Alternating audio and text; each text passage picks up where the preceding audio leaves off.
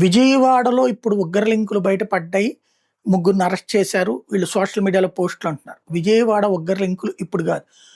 తీవ్రవాదులకి అదొక shelter zone. నక్సలైట్లకి shelter zone. గతంలో నక్సల్ నాయకులు అక్కడే షెల్టర్ తీసుకునేవాళ్ళు.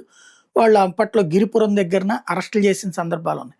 తీవ్రవాదులైతే దీన్‌దార్ అంజుమన్, అల్-ఉమా అలాగే అల్-ఖైదాకి సంబంధించినటువంటి తీవ్రవాదులు గతంలో అక్కడ షెల్టర్ తీసుకొని, ఆ పైన అనుకోకుండా దొరకడమో, లేకపోతే పోలీసులు వెళ్ళేటప్పటికి పారిపోవడమో జరిగిన సంఘటనలు అనేకం చోటు చేసుకున్నాయి అక్కడ.